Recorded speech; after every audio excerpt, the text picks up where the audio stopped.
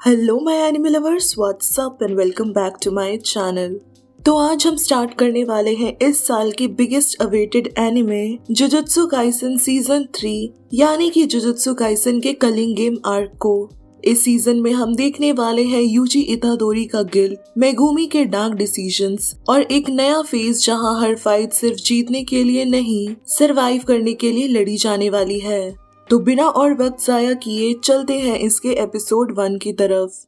Episode की शुरुआत UG इतादोरी के क्लोजअप शॉट से होती है, जहां वो एक डिस्ट्रॉयड बिल्डिंग के अंदर सिंक के सामने खड़ा अपने खून से सने हुए हाथों को धो रहा था। उसके हाथ तो धुलते जा रहे थे, पर शिबुया इंसिडेंट में जो लोग मरे थे उनका खून उसके दिमाग से नहीं धुल रहा था। शिबुया इंसिडेंट के बाद टोक्यो में कर्स स्पिरिट्स फैल चुके थे। वो एक बड़े से कर्स स्पिरिट से बचते हुए बिल्डिंग से बाहर निकलता है, जहां वो कर्स भी उड़ते हुए उसका पीछा करता है और उसे अपने बड़े से हाथों के बीच में पकड़ लेता है। इससे पहले कि वो कुछ कर पाता, अगले ही पल वो कर्स मर के गिर जाता है। फिर हमें पता चलता है कि उस कर्स को मारने वाला यूता ओकोत्सु था, जो आते ही अपना कटाना यूजी पर पॉइंट कर देता है। फिर हमें जेनिन क्लैन एस्टेट में नाओया जेनिन को दिखाया जाता है, जो अपनी मरती हुई कजन माकी पर बहुत बुरा ताना मारता है। उसका कहना था कि ऐसी औरत को मर ही जाना चाहिए जो अपने आदमी के पीछे चुपचाप नहीं चल सकती। वहीं वो माकी की बहन माई की तारीफ करता है, जो दिखने में तो एक जैसी थी, पर माई ज्यादा बेटर थी क्योंकि वो एक औरत के तौर पर अपनी औकात जानती थी, जो कि आदमियों से कम होती है। नाओया की बॉडी लैंग्वेज से ही एरोगेंस टपक रही होती है। उसके खुद के पिता नाओ भी तो मौत से जूझ रहे होते हैं। जब वो अपने अंकल ओगी और कजन भाई जिंजी के साथ मीटिंग करने जाता है, तो वो पहले ही खुद को जेनिन क्लैन का नेक्स्ट लीडर घोषित कर देता है। साथ ही वो उन दोनों को नीचा दिखाता है। बात इतनी बढ़ जाती है कि तीनों के बीच में सिचुएशन वायलेंट हो जाती है, लेकिन नाओया अपनी चालाक बातों से खुद ही मामला शांत कर देता है। तभी फुरुदाते नाम का आदमी आता है, जो कंफर्म करता है कि नाओबितो गुजर चुके हैं। वो नाओबितो का विल पढ़कर सुनाता है, जिसमें अनाउंस होता है कि नाओया जेनिन फैमिली का 27th हेड बनेगा और सारी प्रॉपर्टी उसकी होगी। बस कंडीशन ये है कि ओगी या जिंची में से कोई एक उसे अप्रूव करे। लेकिन अगले ही पल एक शॉकिंग क्लॉज रिवील होता है। तोजी फुशिगिरो के साथ एक लिखित एग्रीमेंट के हिसाब से अगर साओतोरो गोजो मर चुका हो या मेंटली इनकैपिटेटेड हो, तो क्लैन का अगला हेड मेगुमी फुशिगिरो बनेगा। ये सुनकर नाओया गुस्से से भर जाता है, क्योंकि उसे पता होता है कि ओगी और जिंची किसी को भी चूज कर लेंगे, पर उसे नहीं। थोड़ी देर बाद उसे खबर मिलती है कि मेगुमी टोक्यो में यूजी इतादोरी को ढूंढ रहा है, जो कि सुकुना का वेसल है। नाओया तुरंत अपनी फीमेल अटेंडेंट को कहता है कि जाकर हायर अप्स को बता दो कि यूजी को वो खुद मारेगा। साथ ही वो डिसाइड करता है कि टोक्यो के केओस का फायदा उठाकर वो मेगुमी को भी खत्म कर देगा।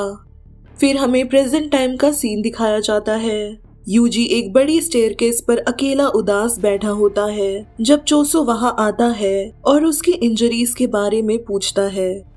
यूजी कहता है कि वो सुकुना की वजह से ठीक है। साथ ही उसे महसूस होता है कि सुकुना पहले से और ज्यादा स्ट्रॉन्ग हो गया है। चोसो यूजी को वापस जुजुत्सु हाई लौटने को कहता है, जब तक कि वो अपने भाइयों के रिमेन्स को कलेक्ट करेगा। यूजी वापस जाने से हेजिटेट करता है, बताते हुए कि सुकुना मेगुमी के खिलाफ कुछ प्लान कर रहा है। ऊपर से वो खुद भी बहुत लोगों को मार चुका है, चोसो को याद दिलाते हुए कि उसने ही उसके भाइयों को मारा था। चोसो उससे कामली कहता है कि वो इस बारे में इतना ना सोचे, क्योंकि वो सिचुएशन ही ऐसी थी और ये मैटर नहीं करता कि उसने उसे माफ किया या नहीं, क्योंकि भाइयों के बीच में फॉरगिवनेस जैसे कॉन्सेप्ट्स नहीं होते। और वो दोनों कर्स स्पिरिट से लड़ने के लिए निकल जाते हैं।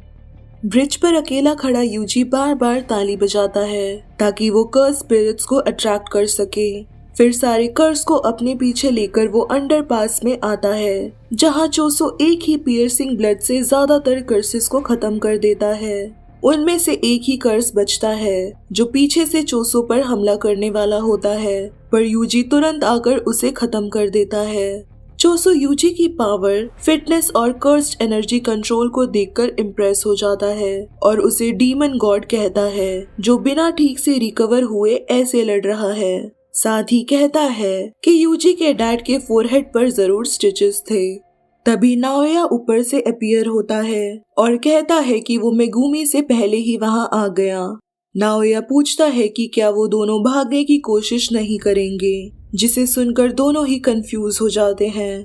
तब वो रिवील करता है कि गोजो के ना होने की वजह से यूजी की एग्जीक्यूशन फिर से रिज्यूम हो चुकी है।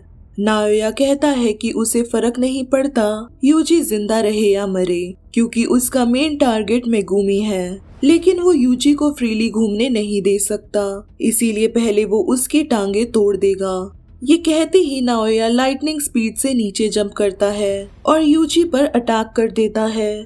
चोसो जो यूजी के डिफेंस में सामने आता है, उसके अटैक्स नाओया अपने एक ही हाथ से कैजुअली रोकता है। वो दोनों समझ जाते हैं कि वो बहुत ही पावरफुल कर्स टेक्निक का यूज कर रहा है।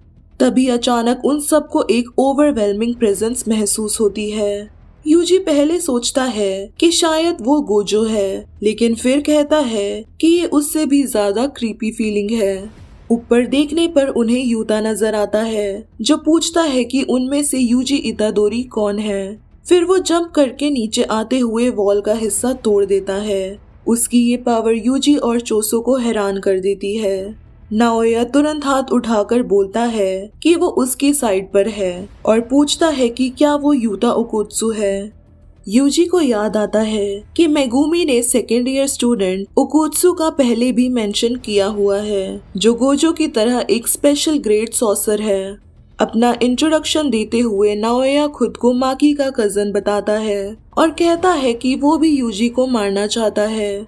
चोसो धीरे से यूजी को बोलता है कि वो वहां से भाग जाए जब तक वो नाओया को हैंडल करेगा।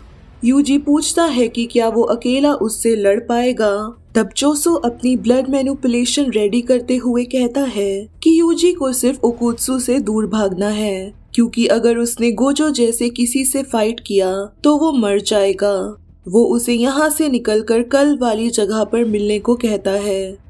जैसे ही यूजी भागना शुरू करता है, यूता भी अपनी फुल स्पीड से उसका पीछा करता है। चोसो पियर्सिंग ब्लड से उसे स्लो करने की कोशिश करता है, पर नाओया बीच में आकर उसे रोक देता है। नाओया को ये समझ नहीं आता कि चोसो के पास ये एबिलिटीज कैसे है, लेकिन इससे उसे कोई खास फर्क नहीं पड़ता।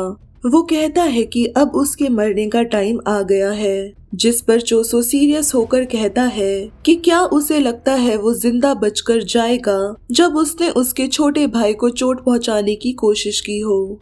उसके बाद कहानी पहले वाले सीन पर पहुंचती है जब यूता ने अपनी कटाना यूजी पर पॉइंट की हुई थी। यूजी तुरंत ही उसके चंगुल से निकलकर दूर चला जाता है, जिसे देखकर यूता कहता है कि वो बिल्कुल माकी जैसा है। कुछ देर तक बिल्डिंग के अंदर वो उसके अटैक्स को डॉज करने में कामयाब होता है, पर फिर वो दोनों बाहर रोड पर आ जाते हैं। यूता कहता है कि उसके पास गोजो से भी ज्यादा कर्स्ड एनर्जी है, लेकिन गोजो के 6 आंखों की वजह से वो टेक्निक को एक्टिवेट करते वक्त एनर्जी लॉस को ऑलमोस्ट जीरो कर देता है और उसकी कर्स्ड एनर्जी कभी खत्म नहीं होती। ये कहकर वो फुल स्पीड में यूजी पर अटैक शुरू कर देता है। यूजी तुरंत इस अटैक से ओवरवेल्म हो जाता है और उसे आओई तोदो की बात याद आती है कि एलीट सॉसर का कर्स्ड एनर्जी फ्लो रीड करना कितना मुश्किल होता है। साथ ही उसे नानामी के लास्ट वर्ड्स याद आते हैं और वो खुद से कहता है, मैं अभी नहीं मर सकता। वो भी किसी वेपन की तलाश में एक कार में रखे चाकू को उठा लेता है और उसमें कर्स्ड एनर्जी इन्फ्यूज करके यूता के अटैक्स को रोकता है। लेकिन उसे गोजो की बात याद आती है कि कर्स्ड टूल्स पर ज्यादा रिलाय करना कर्स्ड एनर्जी कंट्रोल को बिगाड़ देता है और वो अभी उस लेवल के लिए रेडी नहीं है। जैसे ही दोनों क्लैश करते हैं, यूजी को यूता के कटाना से चोट लग जाती है और उन दोनों का ही वेपन इस क्लैश में टूट जाता है। यूता पहले तो सरप्राइज्ड होता है, फिर खुद को याद दिलाता है कि वो गोजो का स्टूडेंट है, इसीलिए ये फाइट इतनी इजी नहीं होने वाली थी। यूजी का चोट काफी गहरा था लेकिन वो खुद को संभालते हुए सोचता है कि अब उनकी इक्वल लेवल की फाइट हो सकती है, क्योंकि अब दोनों के पास ही वेपन्स नहीं बचे थे। जैसे ही वो आगे बढ़ने वाला होता है, एक बड़ा सा क्रीचर पीछे से अपीयर होता है और अपने हाथों के बीच में यूजी को जकड़ लेता है। वो क्रीचर यूता का शिकिगामी रिका था, जिसे वो यूजी को पकड़ के रखने को बोलता है और अपना टूटा हुआ कटाना यूजी के चेस्ट में स्टैब करके उससे माफी मांगता है। सो हे गाइस, अगर ये वीडियो आप सबको पसंद आई है then don't forget to like, share and also subscribe to my channel. और बाकी के जुजुत्सु काइसन के सीजन 3 के एपिसोड्स को चेकआउट करना मत भूलना। तब तक के लिए टेक केयर एंड सायोनारा।